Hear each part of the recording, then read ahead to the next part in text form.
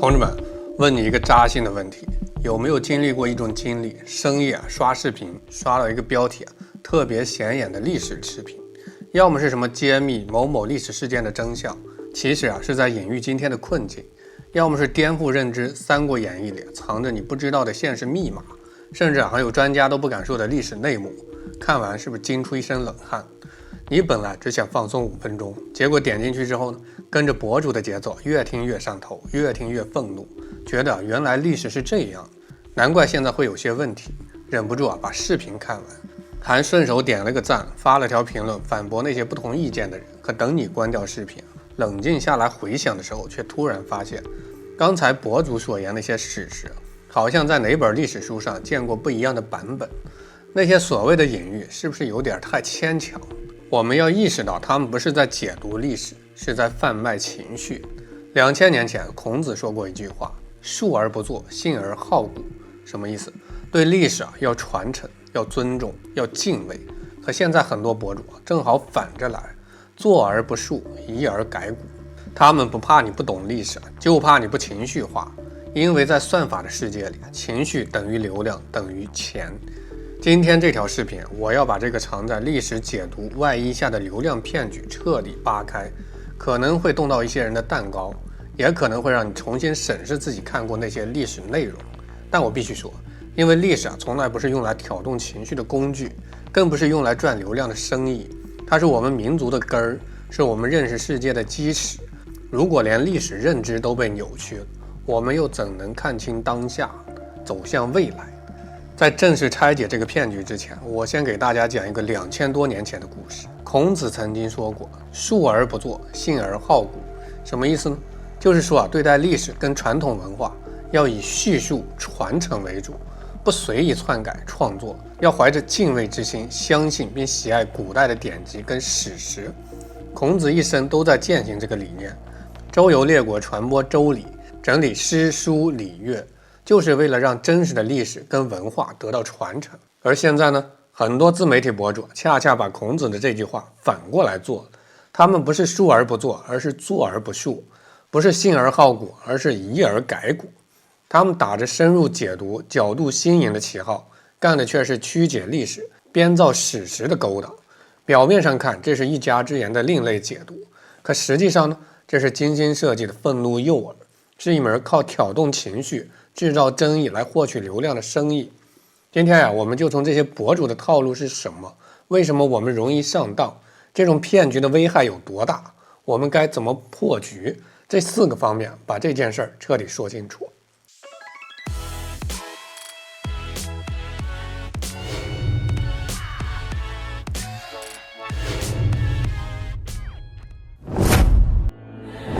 大家好，欢迎来到老友记，我是大钊。首先咱们拆解第一个核心问题，这些靠扭曲历史赚流量的博主到底有哪些惯用的套路？我总结了一下，主要有3种，每种都精准踩中了我们的情绪弱点，大家可以对照一下，看看自己有没有中招。第一种套路，也是最常见的一种，把复杂历史简化成非黑即白的爽文，用野史跟主观臆断替代客观事实。咱们都知道，历史是极其复杂的，任何一个历史事件的发生都有政治、经济、文化、社会等多重背景，任何一个历史人物也都有其多面性，没有绝对的好人，也没有绝对的坏人。就像《史记》里所记载的秦始皇，既有统一6国、建立郡县制、统一文字货币度量衡的千古功绩，也有焚书坑儒、徭役繁重的争议之举。司马迁写《史记》也是客观记录他的功与过，让后人自己去评判。可那些流量博主呢，他们根本不会管这些复杂的背景，为了制造冲突、挑动情绪，他们会把历史人物简单的分成好人跟坏人，把历史事件简化成正义与邪恶的对决。比如他们解读楚汉争霸，不会讲项羽跟刘邦背后的集团差异、政策不同，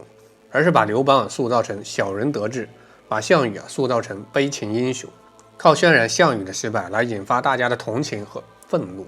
他解读安史之乱，不会讲唐朝藩镇割据的制度弊端、社会矛盾的积累，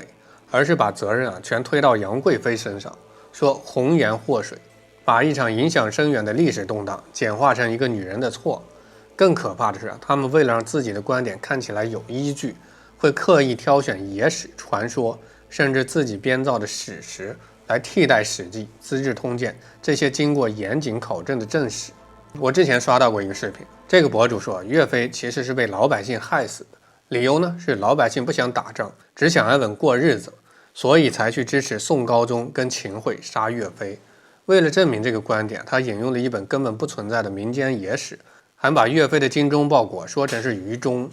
评论区里居然有很多人被带偏了，跟着骂岳飞不懂变通，害了老百姓。这种套路的可怕之处就在于它迎合了我们追求简单答案的心理。我们都喜欢看爽文，喜欢有明确的善恶对错，可历史从来不是爽文。正如《礼记·中庸》里所言：“物有本末，事有始终，知所先后，则近道矣。”对待历史我们需要搞清楚事情的来龙去脉，本末终始，而不是只追求一个简单的能让自己情绪宣泄的答案。那些把历史简化成爽文的博主就是利用了我们这个心理弱点，让我们在不知不觉中接受了扭曲的历史跟认知。第二种套路脱离时代背景跟艺术本质，把所有的伟大作品当成现实隐喻，用阴谋论替代理性分析。不知道大家有没有发现，现在很多博主解读经典作品，不管是《红楼梦》《三国演义》这些古典名著，还是《霸王别姬》《活着》这些现代影视作品，都喜欢说这部作品其实在隐喻当下的某件事儿，这作者写这个情节其实在暗示某个现实的问题。举个例子有个博主解读《红楼梦》说，贾宝玉其实在影射某个现代人物，林黛玉的死是在暗示某个行业的衰落，贾府的败落就是在预言当下的社会问题。为了证明这个观点，他把《红楼梦》里的人物跟现代人物强行对应，把情节和现实事件生拉硬拽的绑定。比如他说王熙凤的贪婪对应了现在的某些商人，晴雯的被逐对应了现在某些职场困境。乍一听好像有点道理，可仔细一想呢，全是漏洞。《红楼梦》创作于清代乾隆年间，作者曹雪芹经历了家族的兴衰，他写这部作品是为了反映封建社会的腐朽跟黑暗，表达对人性命运的思考。这是有明确的历史背景和文献依据的。把这部伟大的文学作品强行解读成现代隐喻，不仅是对作者的不尊重，更是对作品艺术价值的亵渎。就像王国维在《人间词话》里所言，一切景语皆情语。经典作品的价值在于它的艺术感染力、思想深度以及对人性的洞察，而不是被某些人拿来编造阴谋论的工具。还有些博主解读历史剧的时候更是离谱，他们会把历史剧里的虚构情节当成真实的历史，然后以此为依据，说历史上的某个人就是这样的。这其实就是隐喻现在的某类人。比如有个博主解读《大明风华》，把剧里朱高炽的虚构情节当成真实历史，说朱高炽的懦弱暗示了现在某些管理者的不作为。可实际上呢，历史上的朱高炽虽然在位时间短，但他推行仁政，休养生息，为仁宣之治奠定了基础，是一位非常有作为的皇帝。这种套路的核心是利用了我们对内幕真相的好奇心理。我们都喜欢听别人不知道的秘密，都觉得事情没这么简单。可这种无根据的阴谋论解读只会让我们脱离人性，陷入对现实的误解。正如荀子劝学所言，君子生非异也，善假于物也。我们应当借助经典作品来提升自己的认知，而不是被阴谋论牵着鼻子走。第三种套路故作高深打哑谜，把个人观点藏在历史叙述里，制造我什么都没说，但你什么都懂了的效果，故意留下争议的空间。这种博主比前两种更隐蔽，也更阴险。他们不会直接说出自己的观点，而是在讲述历史的时候加入大量的暗示引导，让观众自己悟出他想传递的内容。比如他们在讲某个历史事件的时候会刻意强调某个细节，然后停顿一下说，大家可以自己想一想，这个细节是不是很熟悉？我不多说懂的都懂。或者在评论区里跟粉丝互动，用暗号一样的语言传递观点。这种方式既避免了被平台处罚，又能精准地把自己的观点传递给目标观众，还能引发不同观众之间的争议。我之前刷到一个讲王安石变法的视频，博主全程都在客观地讲述变法的内容，可在讲到青苗法的时候，他突然说这个法令的初衷是好的，可执行起来的时候却变了味儿，最后受伤的还是老百姓。有时候好的政策不一定能带来好的结果。你们说对不对？然后对着镜头自己笑了一下。接着咱们看他评论区里，立刻就分成了两个派别，一派说博主说的对，某些政策就是这样，另一派说你这是在暗示什么，别装。两派人为了这个问题吵得不可开交，视频的播放量、评论量也越来越高。这种套路的可怕之处在于它会让观众陷入群体极化的陷阱。当观众悟出博主的观点后，会觉得自己掌握了真相，从而对博主产生强烈的认同感。而不同观点的观众之间的争论，又会进一步强化各自的立场，让情绪越来越激动。最后大家都忘了关注历史本身的真相，只在乎自己的观点能不能赢。正如《论语渊源》里说：“君子成人之美，不成人之恶；小人反是。”这些博主不是在成人之美，而是在成人之恶，用争议和对立来赚取流量。讲完了这三种套路，大家应该都清楚了。这些打着历史解读的旗号的博主，根本不是在传播历史跟知识，而是在做流量的生意。他们的核心逻辑就是情绪等于流量等于金钱。那么问题来了，为什么这种扭曲历史的内容会有这么多人相信？为什么我们会轻易被这些博主带偏呢？其实这背后有两个核心的原因。第一是流量经济的畸形驱动，第二是我们自身认知的弱点。先说说流量经济的问题。现在很多平台的算法都遵循流量至上的原则，什么样的内容能获得更多的点击、评论、转发，平台就会把什么样的内容推给更多的人。而富有争议性、观点偏激、能挑动情绪的内容，恰恰最容易获得这些数据。对于博主来说，流量就意味着收益，有了流量就可以接广告、带货、开直播，甚至可以靠粉丝打赏赚钱。所以很多博主根本不关心历史的真相，只关心自己的内容能不能挑动观众的情绪，能不能获得更多的流量。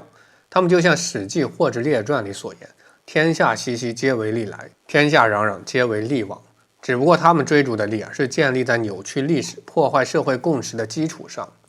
再说说我们自身认知的弱点。一方面，大多数人没有系统的学习过历史，对历史的了解大多来自于课本、影视剧或者碎片化的信息，这就导致我们对历史的认知存在很多空白，容易被博主的片面之词误导。另一方面，我们在面对复杂社会问题的时候，往往会感到迷茫跟焦虑，需要一个情绪的出口，而那些博主的内容正好给了我们情绪宣泄的渠道，让我们把对现实的不满投射到历史人物跟事件上。比如当我们对现实中某些现象感到愤怒的时候，看到博主说历史上的某个人也是这样，最后落得个悲惨的下场，我们就会觉得很解气，从而认同博主的观点。可我们忘了，历史和现实虽然有相似之处，但绝不能简单的类比。正如孟子离楼上所言：“尽信书，则不如无书。”我们对待历史的内容也应当保持怀疑的精神，不能尽信博主的一面之词。可能有些朋友会说，不就是看看历史视频吗？就算被误导了，也没什么大不了的吧。如果你这么想，那就大错特错。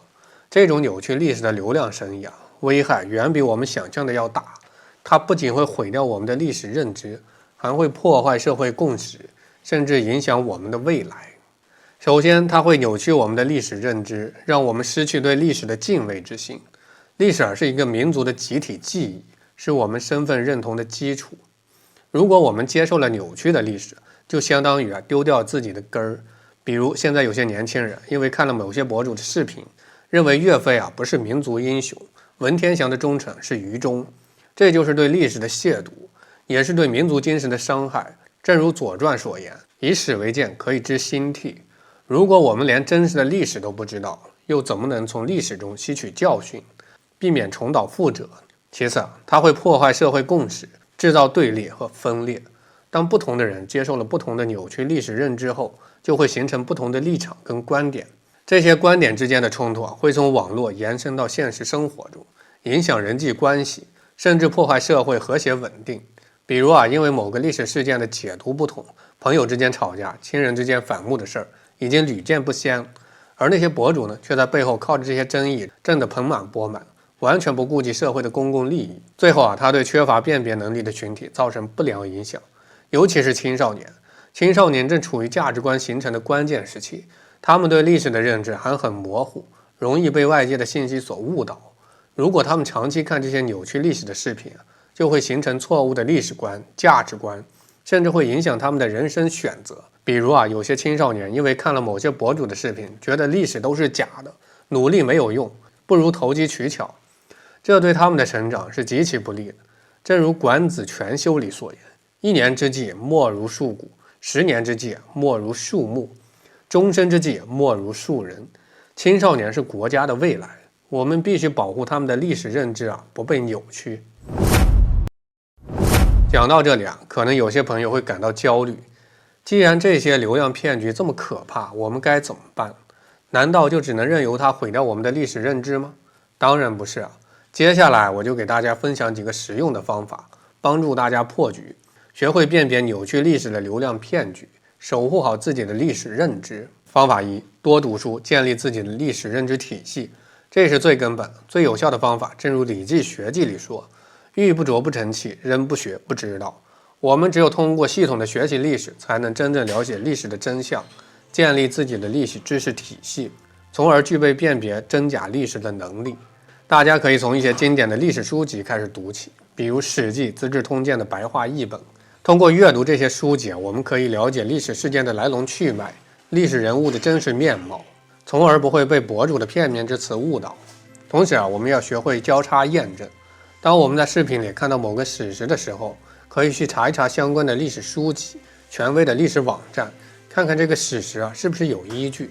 如果博主引用了某个史料，我们可以去查一查这个史料的原文，看看博主是不是断章取义。只有通过多方面的验证，我们才能确定信息的真实性。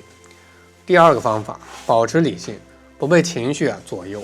那些流量博主的核心武器就是情绪，他们通过渲染愤怒、同情、焦虑等情绪，让我们失去理性，从而接受他们的观点。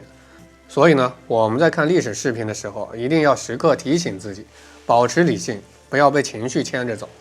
当我们看到某个让自己情绪激动的观点时，先停下来，深呼吸，问自己3个问题：这个观点有依据吗？依据是真实可靠的，有没有其他的解读方式？通过这3个问题我们可以让自己冷静下来，理性的分析观点的合理性。正如《论语·记事》里所言：“三思而后行。”对待历史内容，我们也要三思而后信。同时我们也要学会区分历史事实和个人观点。历史事实是客观存在的，是经过严谨考证，而个人观点是主观的，是基于个人的认知跟立场得出的。我们可以认同或不认同个人观点，但不能把个人观点当成历史事实。比如博主可以讲：“我认为岳飞的某些做法值得商榷”，这是个人观点。但如果博主说岳飞是被老百姓害死的，这就是歪曲历史事实，我们必须坚决反对。第3个方法，选择权威的内容来源，远离那些挑动情绪赚钱的博主。在信息爆炸的时代，选择正确的信息来源比什么都重要。我们应该多关注那些权威的历史科普博主、专业的历史学者，他们的内容通常是基于正史，经过严谨考证，能够给我们传递真实准确的历史知识。怎么判断一个博主是不是权威呢？很简单，看他的内容是不是有依据，是不是客观中立，是不是会引导观众理性思考。如果一个博主的视频标题是揭秘、颠覆、不敢说，内容全是挑动情绪、制造争议，从来不说自己的观点有什么依据，那么这个博主大概率就靠流量来挣钱了。我们应该果断取关。同时我们也要支持那些严肃专业的历史内容。当我们看到好的历史科普视频多点赞、多转发、多评论，让更多的人看到优质的内容。孟子公孙丑上所言：“得道者多助，失道者寡助。”我们的支持会让更多的博主愿意创作优质的历史内容，从而形成良性循环。第4个方法，积极参与历史的讨论，在讨论中提升自己的认知。历史的魅力就在于它的多元性跟开放性，不同的人对待历史可能有不同的解读。通过参与历史讨论，我们可以了解不同的观点，拓宽自己的视野，提升自己的认知。但我们在参与讨论的时候，也要注意方式方法，不要把讨论变成争吵，不要人身攻击，要尊重不同的观点。正如子曾经曰过：“君子和而不同，小人同而不和。”我们可以和别人有不同的观点，但也要保持和谐的讨论氛围。通过理性的讨论，我们可以互相学习，互相启发，从而更深地理解历史的真相。当然，除了我们个人的努力，平台也应该承担起相应的责任。现在已经有一些社交平台开始行动，整理搜集权威的历史资料，对相关内容展开核查，并标注考证结果，去伪存真，遏制流量冲动。但这还不够，平台还要进一步强化算法推荐机制，不给那些挑动煽动情绪、制造对立的内容以传播的空间，同时加大对优质历史内容的扶持力度，让更多的人看到真实准确的历史知识。最后，我想对大家说，历史是严肃的，它不是用来赚流量的工具，更不是用来挑动情绪的武器。每一个历史事件，每一个历史人物，都值得我们怀着敬畏之心去对待。我们学习历史不是为了寻找情绪的出口，而是为了从历史之中吸取教训，获得智慧，从而更好地面对当下，走向未来。正如孙中山先生所说，世界潮流浩浩荡荡，顺之则昌，逆之则亡。那些靠扭曲历史赚流量的主义，终究是违背历史潮流，必然会被时代所淘汰。而我们作为观众，只能保持理性，坚守真相，就能让这些流量骗局无处遁形，就能守护好我们的历史认知，让历史回归它本来的样子。